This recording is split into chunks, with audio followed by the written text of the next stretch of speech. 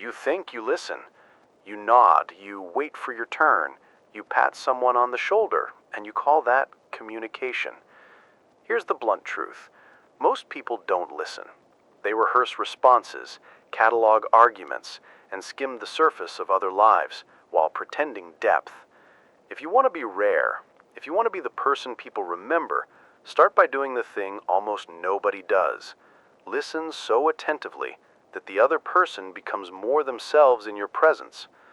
That's the hook. That's the dare. Because listening, real listening, is not a passive pause. It's an active choice to step into someone else's world long enough to see it clearly. It is your most powerful tool for influence, for connection, and for making decisions that actually work. You can fake charisma, you can fake confidence, but you can't fake presence. Presence is earned by your attention. Let me give you a picture. Imagine a meeting where everyone is shouting to be heard. Now imagine you go in and simply hold the space. You let people finish.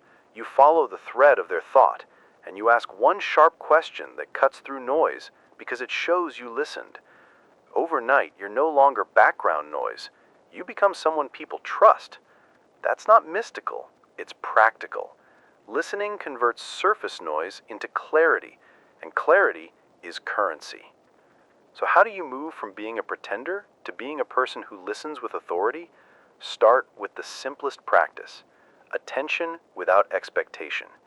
Expectations are the silent thieves of listening. When you expect to be interrupted or assume you know the answer, you stop hearing. You listen to confirm what you already believe. Replace that by listening to discover.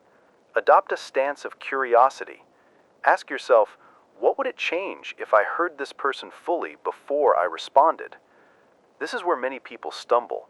They think listening is kind, neutral, passive. It is none of those. Listening is an act of courage.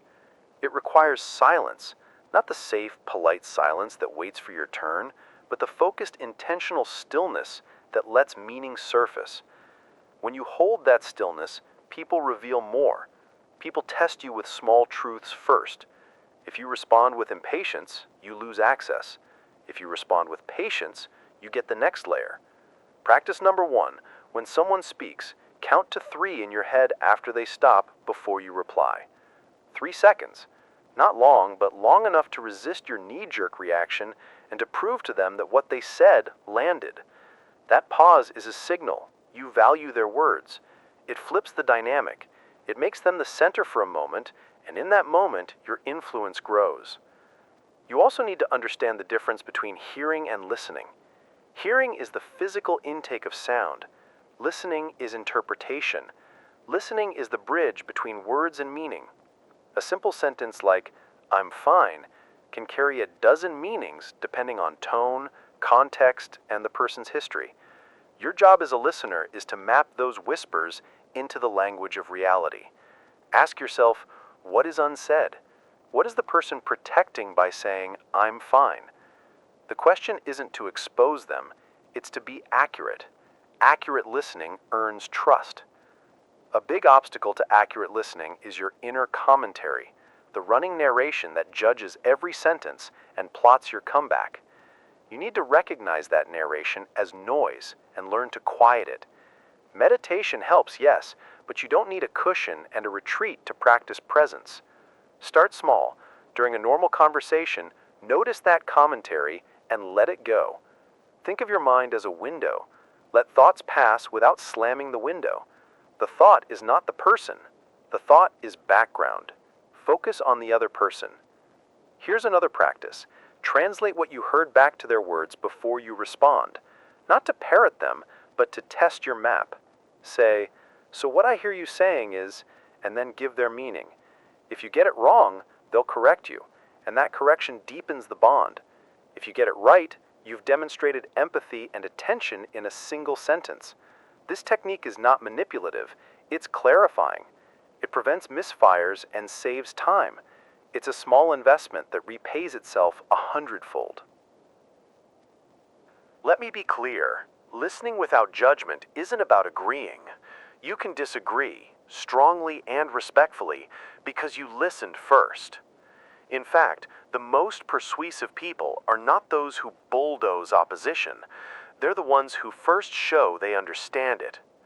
Napoleon Hill and other great minds hinted at this when they wrote about the power of rapport and the way attention transforms relationships. But don't hide behind theory. Use it. Listen to understand, then speak to move. Now consider the role of curiosity. Curiosity is the fuel of listening. When you approach a conversation with genuine curiosity, not the artificial interview-style curiosity, but the raw interest in another human being, you discover new information and you become more adaptable. Curiosity also defeats defensiveness. People soften when they feel seen. Your curiosity is permission for them to open up. Use it. There is also the dimension of non-verbal listening. Your ears are important, but your eyes, your posture, your breathing, and your facial micro-expressions carry as much weight as words. When you lean in, when your posture matches openness, you send a message that you are available. When you make eye contact and allow for small silences, you invite honesty. Conversely, looking at your phone or glancing at the door signals that their words are expendable. Don't be that person. Listening also changes your inner world. When you habitually listen, you stop reacting impulsively. You gather data, you make better decisions, and you become less prone to regret. The most effective leaders I know have one trait in common. They listen better than their peers. They don't confuse certainty with wisdom. They sit with ambiguity until a clear path appears. That's not passive, it's strategic patience. You will meet resistance. People will test you. They'll speak in vague fragments. They'll downplay their pain. They'll deflect. This is normal. Your job is to hold steady and keep asking the right, minimal questions that guide them toward clarity. Ask questions that are open, that cannot be answered with a yes or no. Ask, what happened next? How did that feel? What would change if you tried something different? The questions should be simple but precise. They should be oxygen for the conversation. Let's anchor this in a short exercise you can do today. Choose one conversation, a coffee with a friend, a check-in with a colleague, or a quick family exchange. For that entire conversation, do only 3 things: listen, reflect, and pause. Listen fully. Reflect back what you heard in your own words, and pause 3 seconds before responding. Do this once, and you'll notice the atmosphere change. Do it 10 times, and people will start to seek you out for that clarity. Finally, remember that listening is a habit built over time. It's not an event you pull out in an emergency. Build small rituals. Start meetings 5 minutes earlier, and use that space for genuine check-ins. When you text, sometimes call instead. Voice carries subtleties that typed words lose. When you lead, create structures where others speak first. Put your desire to be heard on hold in favor of the desire to understand. The paradox is this: when you give others the gift of listening, you receive influence in return. You are not doing them a favor. You are doing yourself a favor. The world rewards people who can navigate human complexity with accuracy and kindness. Listening sharpens your perception and expands your options. It turns strangers into allies and friction into leverage. Now stand up to your own habits. Hold the silence. Resist the rebuttal. Practice curiosity like a muscle. Let the 3-second pause become your signature move. Start small, but start now. Write in the comments what you heard differently when you tried to listen last week, even if it was imperfect. Be specific. Name the person. Describe what changed in 1 sentence. Your experience matters, and it will help others. Question for you: when was the last time you told someone exactly how you felt, and then waited to see what they would do with that truth? Part 2. You want to be heard? Then start by killing the noise inside your own head. That constant commentary, the one that judges, predicts, and crafts comebacks, is the single biggest enemy of real listening. It's sneaky. It dresses itself as logic, as protection, as efficiency. But its true job is to keep you small, defensive, and predictable. If you want to listen like a leader, you must quiet that voice long enough to hear what's actually being said. Here's the truth. Most of your inner commentary is habit, not truth. It's a playlist you learned years ago, loud, familiar, and wrong more often than right. You react to words based on that playlist, not on the live person in front of you. The person speaking isn't the soundtrack in your head. They're the source of new data. Your job is to update that soundtrack, not replay it. So how do you do that? First, recognize the pattern. When someone talks and you immediately feel the urge to defend, explain, or correct, that's your narrator at work. Name it in your head. There's the rebuttal. That naming breaks the automatic cycle and gives you a sliver of choice. Use that sliver. Let the thought exist. Don't act on it. Imagine the thought as a leaf floating down a stream. Observe it, then let it pass.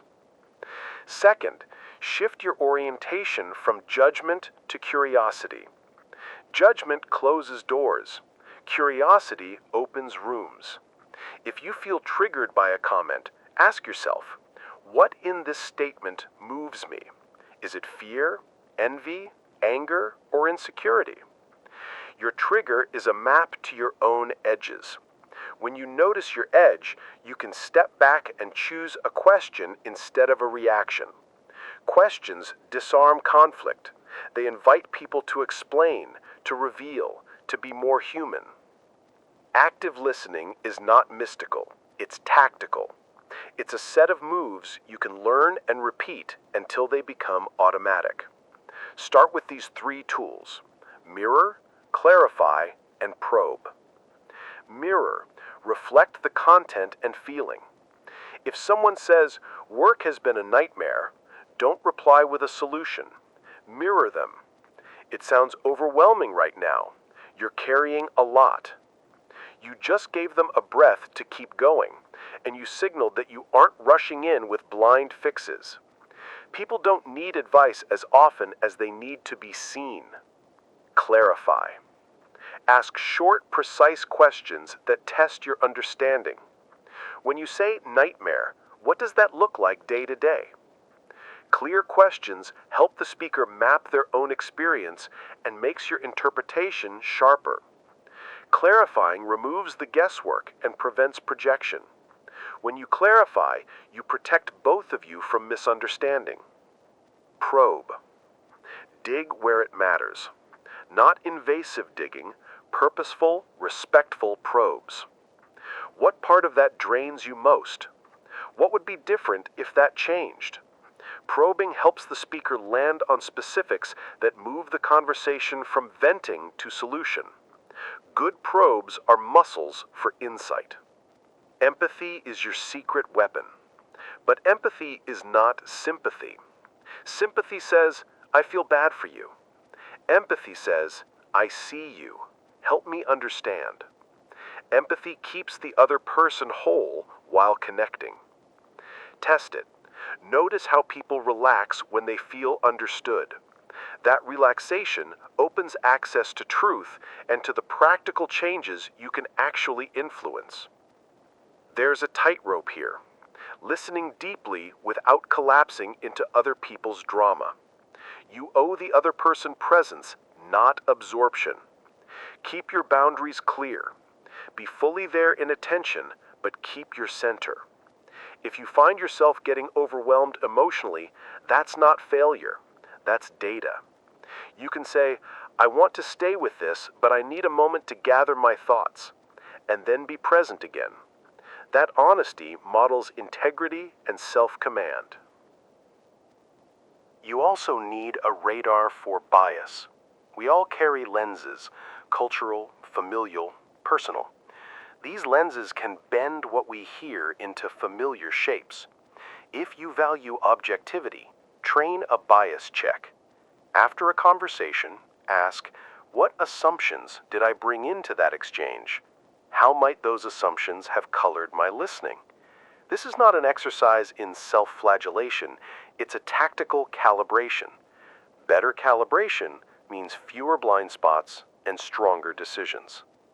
Let's talk about tone and tempo. People tell you things in the rhythm they can manage. If you speed up the tempo with quick answers, you rob them of the space to get deeper. If you slow down, you create room for nuance. Your tone matters too. A calm, measured tone invites disclosure. A sharp or hurried tone triggers closure. Practice modulating both. Slow your breathing when someone speaks. It slows your voice instinctively and improves your capacity to hold complexity. Now, a practical routine you can use daily. Call it the listen loop. 3 steps, 3 minutes, endless returns. Step 1. Receive, 30 to 60 seconds. Let the person speak uninterrupted. Use your body to signal attention, eye contact, open posture, forward lean. Do not plan your response. Step 2. Reflect, 30 to 60 seconds. Mirror back the essence, both content and feeling. So you're saying, and that makes you feel? Keep it short and authentic. Step 3. Ask, 30 to 60 seconds. Ask one clarifying or probing question. Choose the question that will most likely help them see what they can act on. Then pause and listen again. That loop will change ordinary conversations into catalytic ones. Try it in your next check-in with a teammate, your partner, or your friend. The loop trains you to be less reactive and more generative. Language matters. Replace "you should" with "what would happen if." Replace "but" with "and I'm curious." Small shifts like these keep the conversation exploratory rather than combative. Also, avoid why questions in tense moments. They often sound accusatory. Prefer how and what questions. How did that feel? What do you want next? Those open doors. There are moments when silence is more powerful than questions. If someone is struggling to articulate something, the silence you hold is the permission they need to find their words. Resist the urge to rescue with sound. Silence can be the most generative tool in your kit if you don't fear it. Occasionally, listening will reveal things you don't want to hear. Criticism, disappointment, truths about your blind spots. That's not pleasant. Good. Growth is uncomfortable. When someone gives you that information, receive it first. Don't defend, don't deflect. Say thank you. I appreciate you telling me that. I need time to process. That response keeps doors open and signals maturity. Thinkers like Dale Carnegie and Earl Nightingale nudged at elements like rapport and expectation management. They knew attention shapes outcomes. Take those principles, strip away the fluff, and practice them relentlessly. The ancient insight is simple. People follow those who make them feel understood. Finally, here's an experiment for the week. For every argument or disagreement you are tempted to win, convert it into a discovery. Begin with 3 minutes of listening, reflect back, then ask one question that explores the other's perspective. See how much faster you reach a workable path. You'll be surprised how often the fight dissolves once both sides feel understood. Write in the comments one specific moment today when you chose curiosity over judgment. Tell us what changed in that exchange, even if it was small. Your example will teach others faster than theory ever could. Question for you. What truth are you habitually avoiding in conversations? And can you imagine the difference if you started facing it now? Part 3. If you want to lead, stop giving speeches and start collecting signals.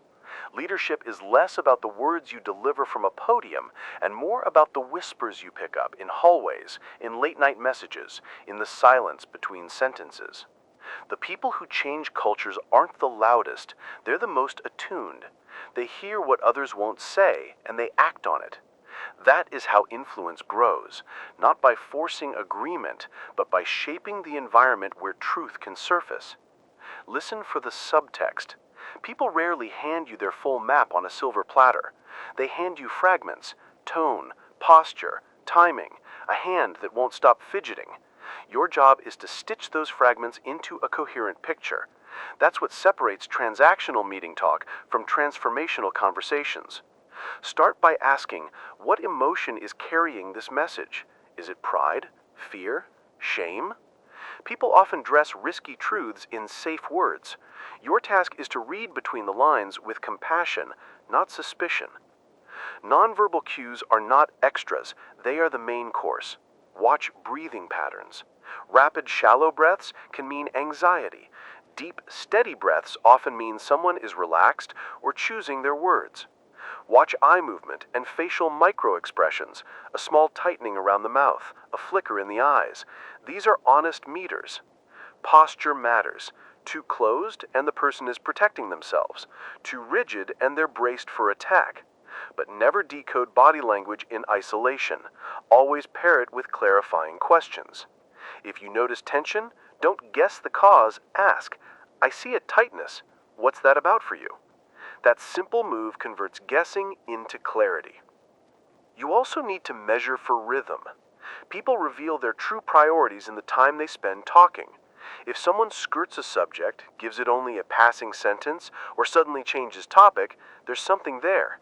The speed and energy you allocate to a topic betray its weight. Follow the energy. If a person lingers on one small detail, that detail might be the hinge of a larger issue. Ask about it. Curiosity, guided by pattern spotting, will bring the hidden stuff into daylight. There's another layer, narrative patterns. People repeat stories about themselves. I'm the fixer. I don't like conflict. I always get passed over. Those stories are not idle chatter. They're identity anchors. If you want to influence change, address the story gently. Mirror the narrative and then probe. You often say you're the fixer. How does that serve you? Where does it cost you? People seldom examine their operating stories because they're busy proving them. Your listening can serve as the mirror that invites self-audit. Emotional intelligence is not soft, it's strategic. When you name the feeling accurately, it de-escalates.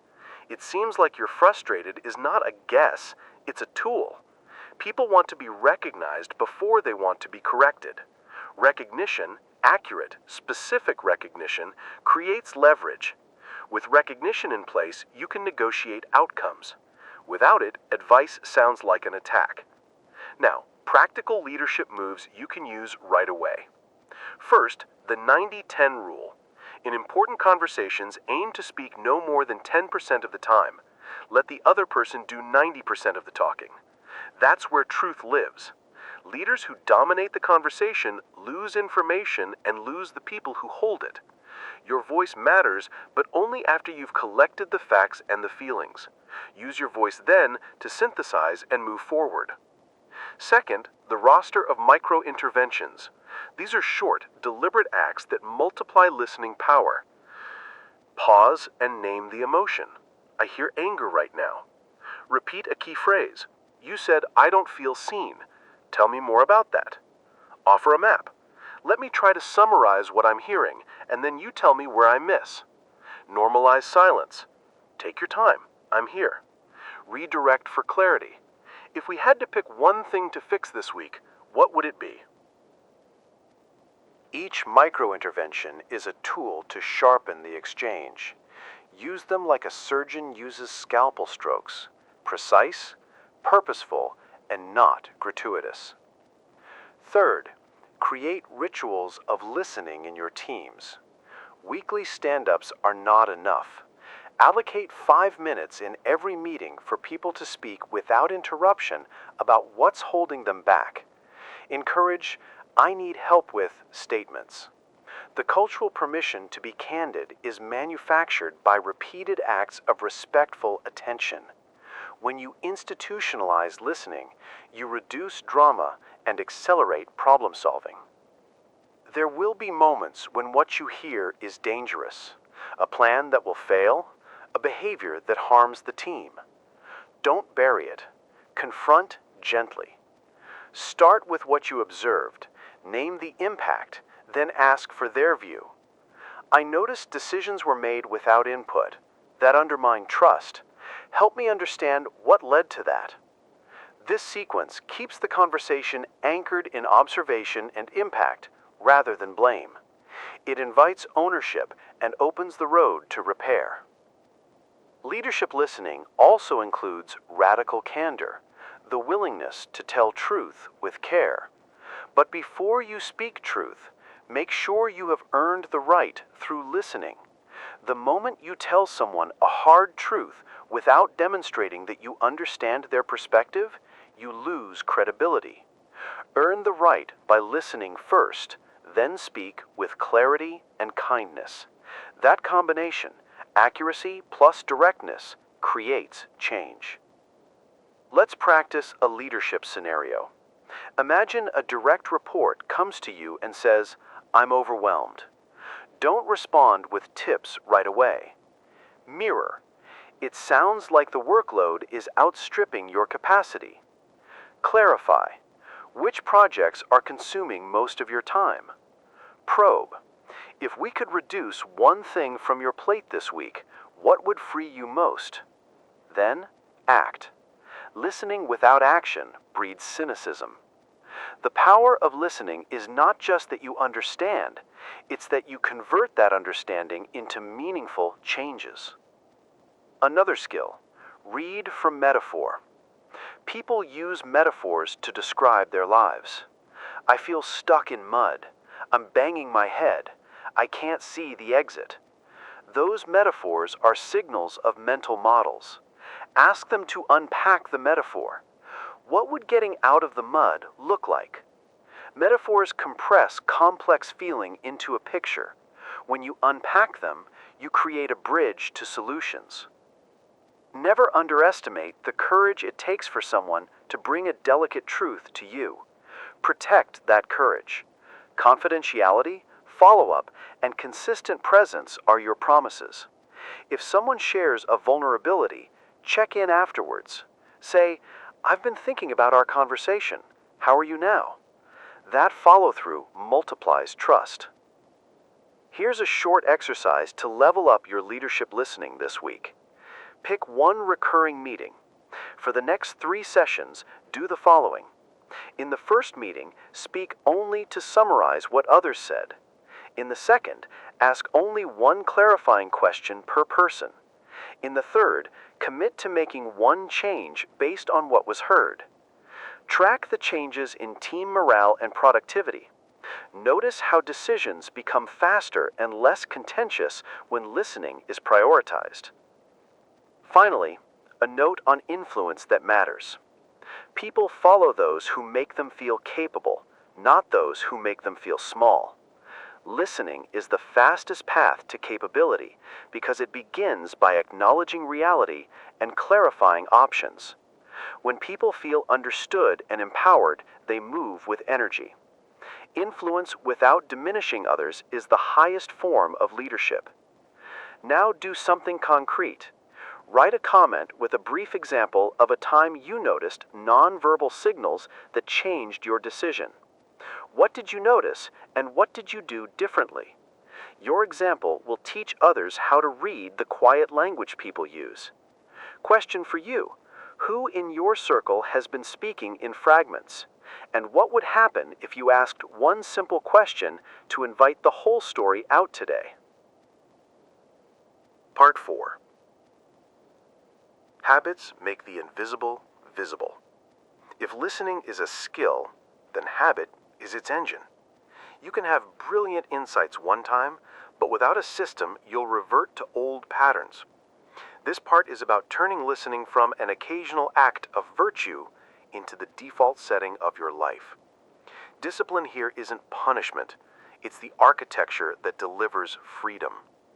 When you build listening into your routines, your relationships, your meetings, and your self-talk, everything moves faster and cleaner. First, understand that attention is a resource, finite, easily drained, and constantly taxed by notifications, stress, and the unrelenting demands of a busy life. Protect it. Create boundaries that preserve your capacity to be present. That might mean blocking short windows in your calendar for uninterrupted focus. It might mean a workplace norm, phones face down, laptops closed for the first 10 minutes of a conversation.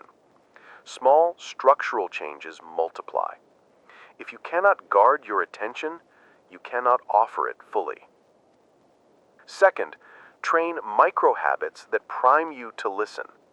Micro-habits are tiny, repeatable actions that require almost no willpower and scale powerfully over time. Try these 3. Start each conversation with a one-sentence vow. I'm here to listen first. Say it silently if saying it aloud feels odd. It resets your intention and signals to your body to slow down. Use a physical anchor, a wrist touch, a deep breath, a subtle hand gesture. Every time you do it, you remind yourself to listen rather than react. Over days, that anchor becomes automatic. End conversations with a one-line closure that confirms value. Thanks, that helped me understand. This closes the loop and makes listening visible. Third, make listening visible in groups. Norms matter. When you run meetings, enforce a brief ritual. Everyone speaks without interruption for 1 minute. Or implement a no-solution rule for the first 5 minutes of any problem discussion. Prioritize understanding before fixing. These tiny rituals create cultures where people feel safer to speak truth. Culture is not an idea. It is repeated behavior. Repeat listening, and you create trust. Fourth, manage your energy, not just your schedule. Listening well requires emotional bandwidth. If you're depleted, your empathy frays and your patience short circuits. That means tending to sleep, movement, nutrition, and decompression. You cannot outsource presence to caffeine alone.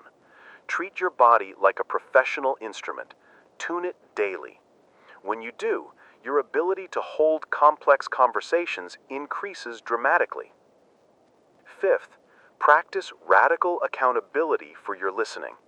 When you miss something important, you interrupt, you mishear, you jump to a solution. Own it fast. A simple, I interrupted, tell me more. Or, I think I missed that, can you repeat? Repairs more than pride does. People forgive mistakes when you show you care enough to correct them. Accountability is the fastest path from good intention to effective practice. Now, a discipline for deepening listening over weeks. The 21-day Listen Challenge. For 3 weeks, commit to one focused listening task every day. Each day's task should be small, measurable, and specific. Examples. Day 1 through 7, the pause. Practice the 3-second pause after someone finishes speaking. Track how many times you managed it. Day 8 through 14, the mirror. In every conversation, mirror back one core idea before you respond. Note the reactions. Day 15 through 21, the question. Replace one piece of advice a day with one clarifying question. Observe the difference in outcomes. This challenge calibrates your attention and builds momentum. Success is not perfection, it's repetition. If you miss a day, restart the count next day, and keep going. Progress compounds. Another powerful discipline is journaling about what you hear. After important conversations, spend 2 minutes writing the key points, the emotions you observed, and one action you'll take. This tiny habit does 3 things. It forces you to process what you heard, it keeps you accountable for follow-up, and it trains your pattern recognition. Over time, you'll notice patterns in what people say and how they say it, patterns that point to leverage. Don't forget to train your inner listening, the dialogue you have with yourself. Your self-talk often sabotages your listening with stories like, "They don't respect me," or "I have to be right." Replace those with pragmatic prompts. What am I not hearing?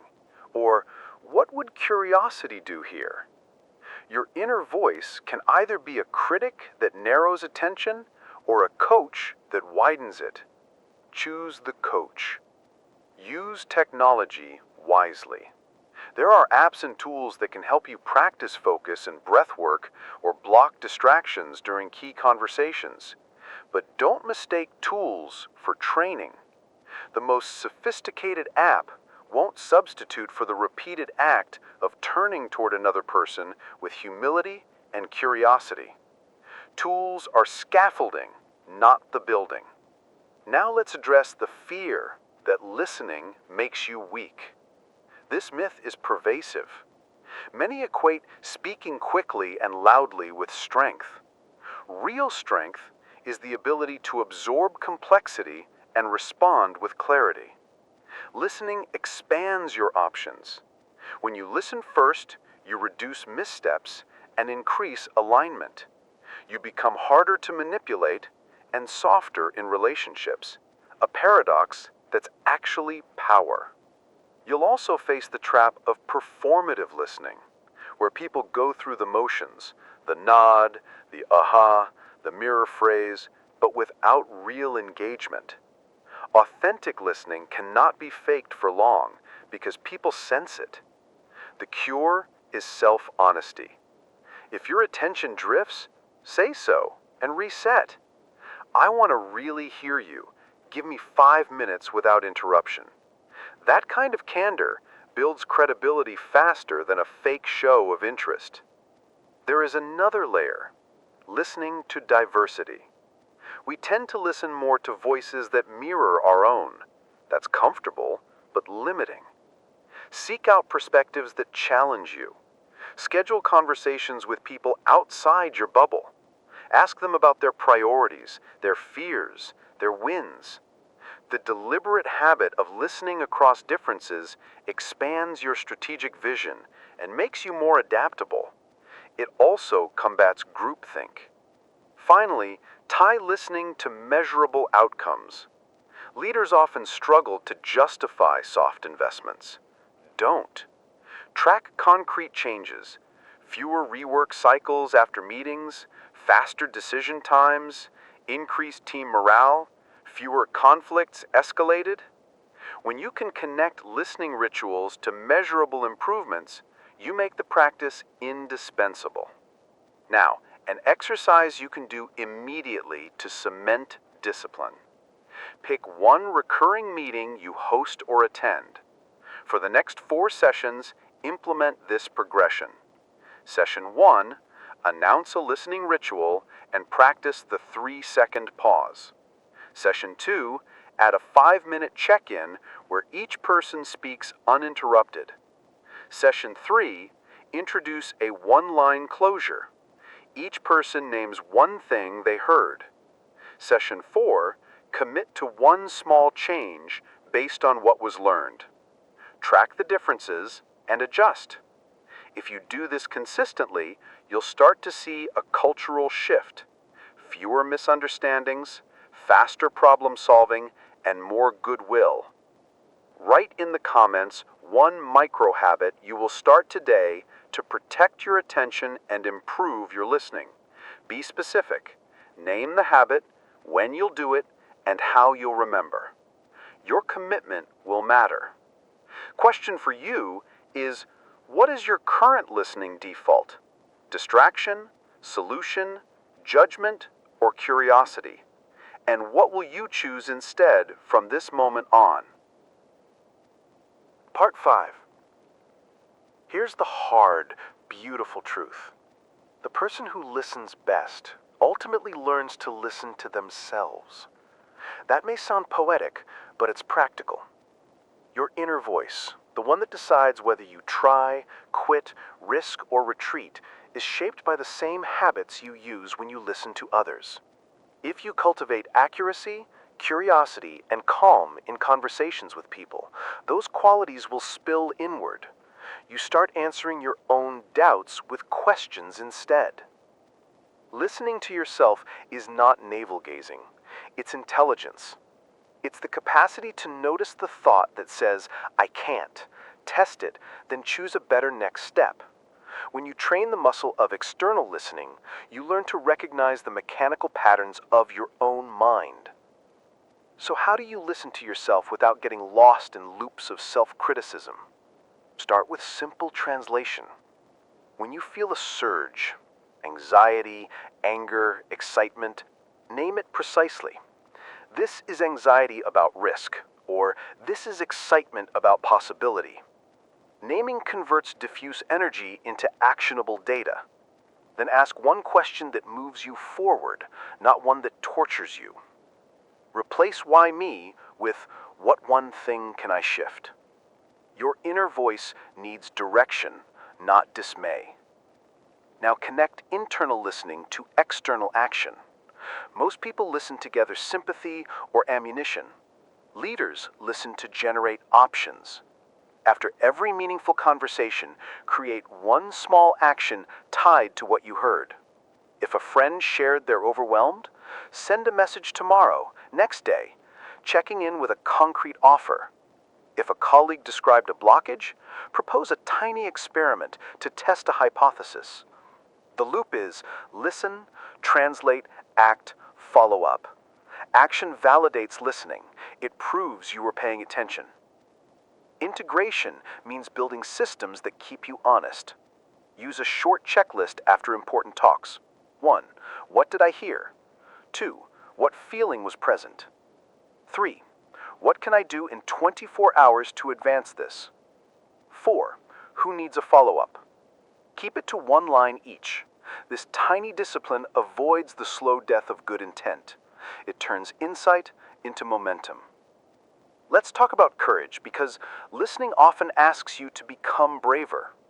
You will hear things that require you to change, apologize, or step back. That feels risky, but growth is a contract with discomfort.